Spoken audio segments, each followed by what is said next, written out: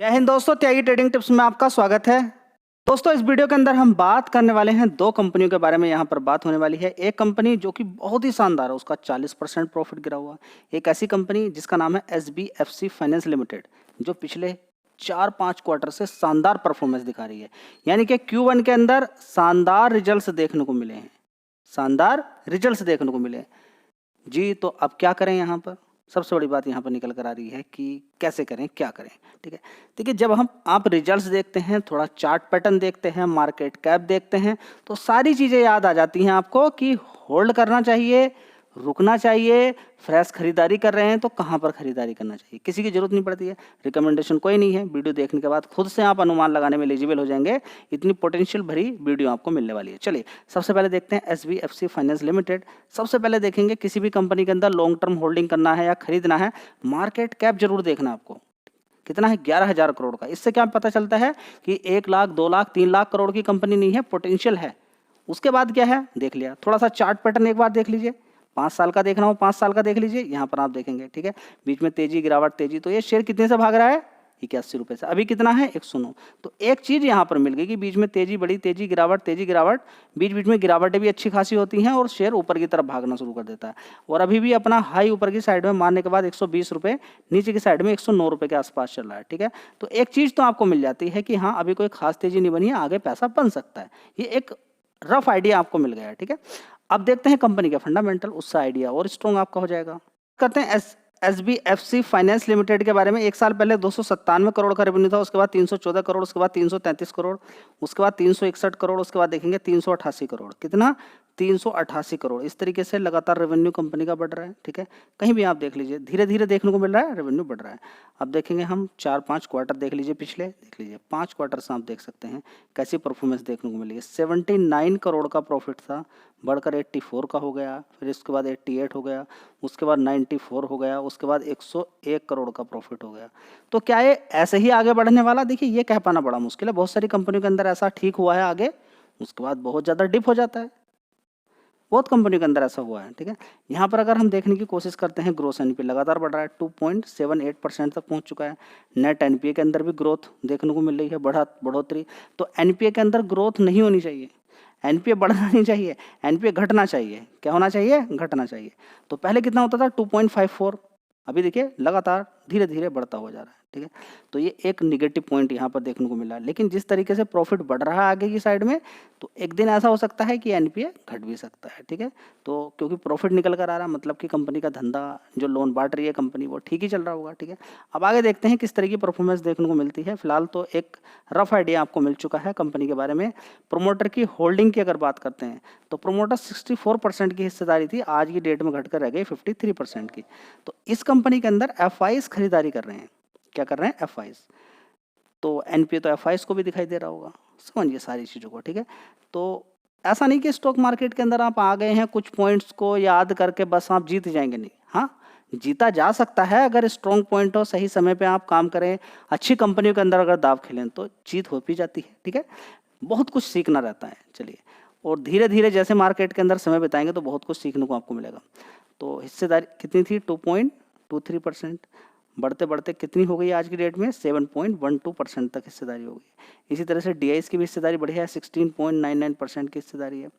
Public की भी 22% की हिस्सेदारी है। ठीक है, तो माल अगर प्रोमोटर्स बेचे या डीआईज बेचे और एफआईज अगर खरीद ले, तो ये कंपनी की एक पॉजिटिव साइन होता है। ठीक है, तो जानकारी थी, आपको होनी चाहिए इसके बारे में। चलिए दोस्तों, अगली कंपनी होगी जैन टेक्नोलॉजी लिमिटेड।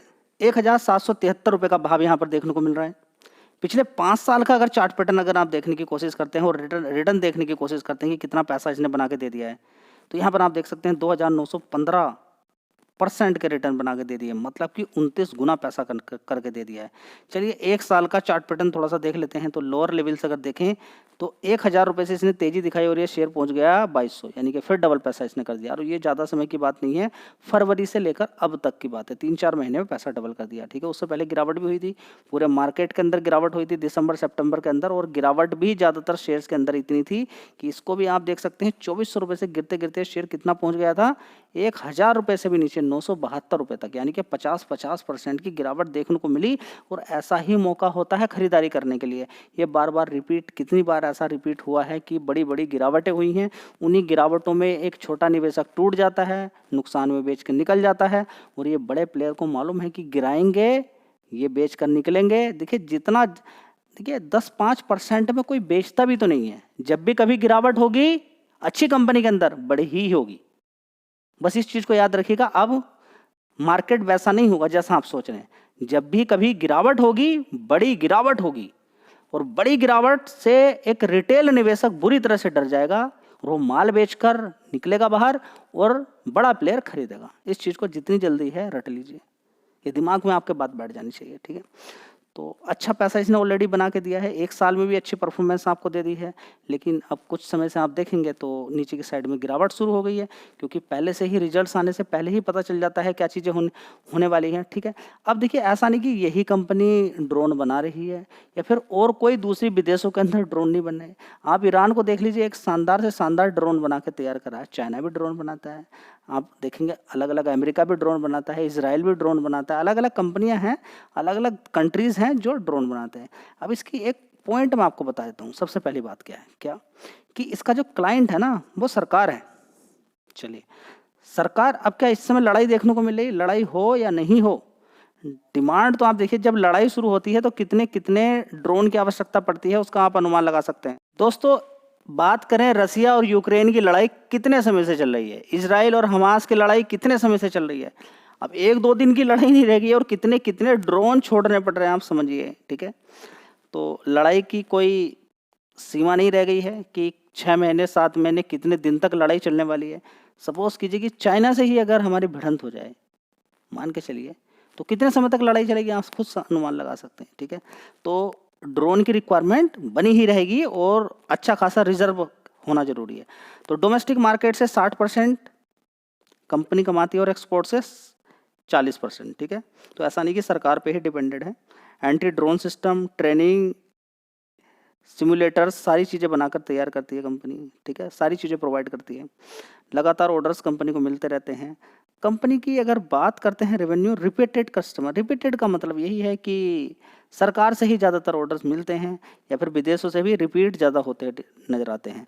तो देखिए अब एंटी ड्रोन सिस्टम की बड़ी रिक्वायरमेंट है। उधर से देखिए मिसाइल की इतनी ज़्यादा रिक्वायरमेंट नहीं होगी जितनी एंटी मिसाइल सिस्टम की है। मान लीजिए 5000 ड्रोन छोड़ दिए किसी ने, समझ रहे ना। तो आजकल जितनी डिमांड है ड्रोन की उतनी ही डिमांड एंटी ड्रोन सिस्टम की है। मान के चले कि इंडिया पर किसी ने 1000 ड्रोन से अटैक, अभी देखेंगे कि कितनी कितनी बड़ी मिसाइल से अटैक किया गया था, किसके द्वारा, पाकिस्तान के द्वारा, हवा में सारा उड़ा दिया गया। कब? जब एंटी ड्रोन सिस्टम बढ़िया थे, एंटी मिसाइल सिस्टम बढ़िया थे। समझ बात है ये, ठीक है। तो अगर देखें तो इजराइल की जीत किस में है, क्योंकि एंटी मिसाइल सिस्टम उसका बहुत बढ़िया है, ठीक है। तो जिस तरीके से मिसाइल बढ़िया होनी चाहिए, अब बढ़िया शानदार मिसाइल बना के तैयार कर दिए, किसके लिए, अपने शत्रु के लिए। तो शत्रु का फोकस कहाँ पर रहेगा, दुश्मन का फोकस कहाँ पर रहेगा, वो बढ़िया उसके लिए रोकने के लिए सिस्टम बना के तैयार करेगा, ठीक है। तो पहली बात हो गई है कि कंपनी का बिजनेस बढ़िया है, लेकिन क्या है कि गिरावट मिलना बहुत ज़्यादा जरूरी है, ठीक है।